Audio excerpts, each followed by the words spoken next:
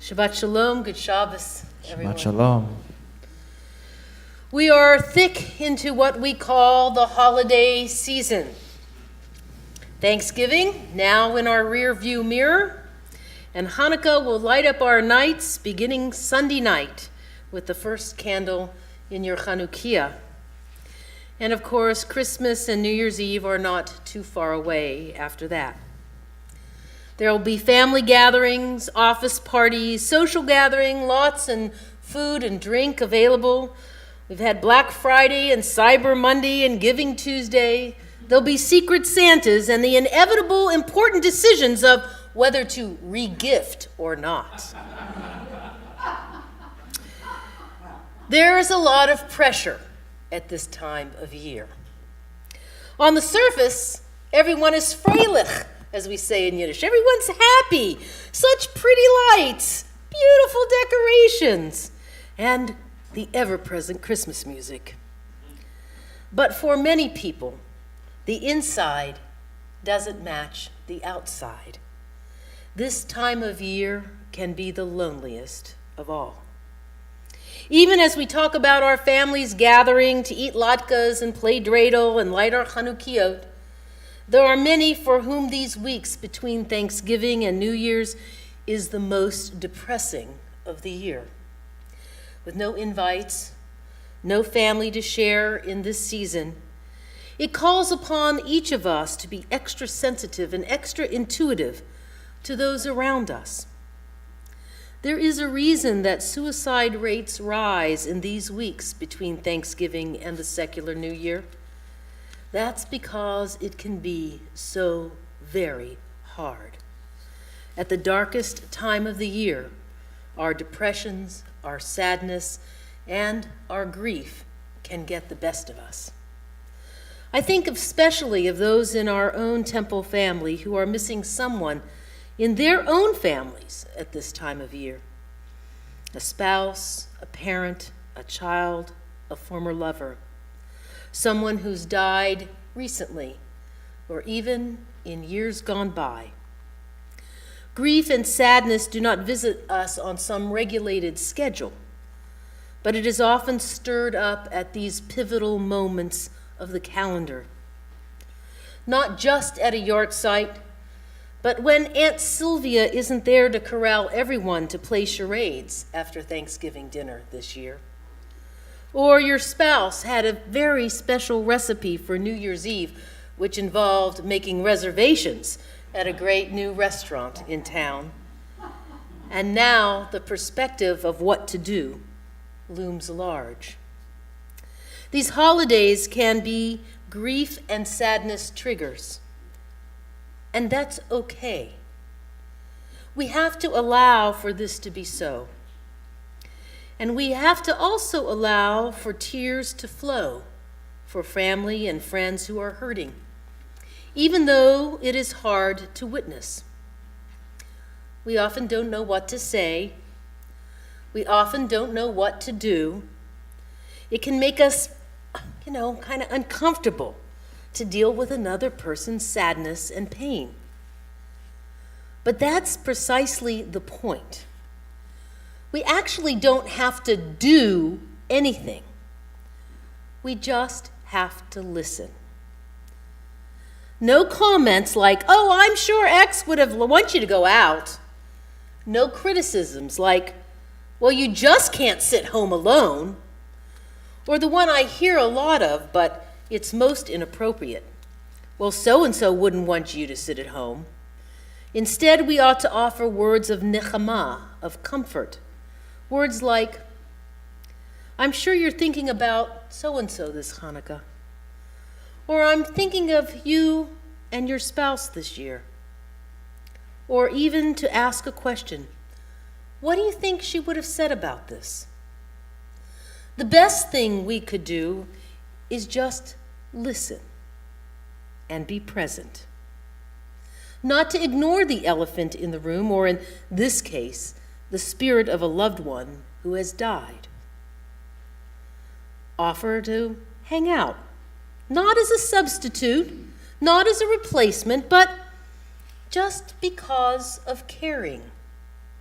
Include the mourner, the one who is sad, the one who is grieving, in your own family or friendship gathering. But let them decide what feels right. Be authentic. Be open and patient and kind without judgment.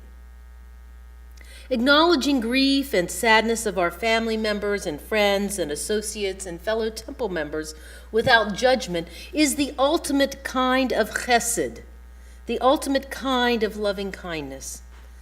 Those of us who are sad and grieving at this season because they terribly miss a friend or family member should be allowed the opportunity to grieve, to cry, to mourn. Perhaps the season's festivities are too challenging. Perhaps they're too overwhelming. They can be so isolating. And the only pathway through all the grief are the rituals of remembrance, community with which to gather, and people to listen. And that is what we try to do here together at Temple. As we observe World AIDS Day tonight and tomorrow, I can't help but think of so many of the young men who died and who I was privileged to know. I'm sure for many of you this is also true. I don't need just one day of year to think about them, some gone 30 years already, forever frozen in time in my mind's eye as the effervescent 29-year-olds, even though they would be nearly 60 now. But I am especially keen on understanding that in this one day, World AIDS Day, as in the same principle as observing the Yortzeit, that it gives focus to my grief. And while that sadness and loss may not be with me actively every day after 30 years, it has shaped my reality and our communities as well. And so on World AIDS Day, I have to have a focus. I remember to cry, to think about the many years gone by, and my sadness, my deep, overwhelming sadness that they weren't here to share in so much of my life, and I in theirs. If we ignore grief, ignore sadness, I can tell you that it eats away at our souls and shapes us in very unhealthy ways. But our society doesn't like to see it. The world we live in wants to push it away. But I can tell you, if we suppress our grief and our mourning, I can guarantee that it will come back to haunt you. And so I'm glad that we're observing World AIDS Day because it reminds me that HIV isn't over, and that there are many long-term survivors as well. Long-term survivors who have lived with the challenges of HIV and continue to celebrate life each and every day. You see, that is why observing a Yortzeit is actually so important. It gives our grief focus. As your rabbi, I have to tell you, I see many of us who no longer bother. They don't light a Yortzeit candle. They don't come to temple and say Kaddish. Each week I read a long list of names. But where are their family members? You see, Kaddish isn't a solo activity. It's meant to be said in a community with a minyan, a quorum of 10 Jews. 10 Jews who will be there with you when the tears inevitably flow and you get choked up with the words Yitgadal v'Yitkadash and you can't get them out. Because you see, those 10 Jews, they'll carry on and they will help you when you can't say it yourself. But you have to be there. Just like World AIDS Day. You have to show up. This time of year reminds us that when we gather together to laugh and celebrate, as we will do with Hanukkah, or when we gather to mourn and reflect, as we do on World AIDS Day, what is paramount is the caring we can offer one another. This week's Torah portion begins the cycle of the Joseph stories of our tradition. The rabbis in the Talmud paint Joseph as a caring and kind and considerate person, even though when we first meet him in this week's opening verses, he's kind of a bratty teenager, entitled by the favoritism of his father in his beautiful, fabulous striped coat. You read into it what you want. But his humiliating and humbling experiences at the hands of his angry brothers, who throw him into a cistern and sell him into slavery, changes him deeply. He learns to see the humanity in everyone, and he learns to lean on God. My friend, and Rabbi Chaikin knows him as too, Rabbi Ephraim Goldberg, a modern Orthodox rabbi, taught this. In the Talmud, in the Gemara in Rosh Hashanah, page 10b, it tells us that Rosh Hashanah is the anniversary of the day that Joseph, the righteous one, was freed from prison. You ask, what is possibly the connection with that? In this week's Torah portion, Joseph, sold into slavery by his brothers, separated from his beloved father, falsely accused of harassment, now finds himself languishing in prison. He has every right to focus on himself, on his situation, on his misery. He is entitled to feel depressed, despondent, and wallow in his own suffering. Instead, from the corner of his own prison cell, he notices two other gentlemen who look somewhat down. He approaches them and asks, Madua panechem ra'im? Why the sad faces? What's the matter? Can I be of help to you? They take him up on the offer. They share their troubling dreams, and we know the rest of the story. He accurately interprets their dreams, and later they remember his skills. And on the 1st of Tishrei, corresponding with Rosh Hashanah, Joseph goes free from prison.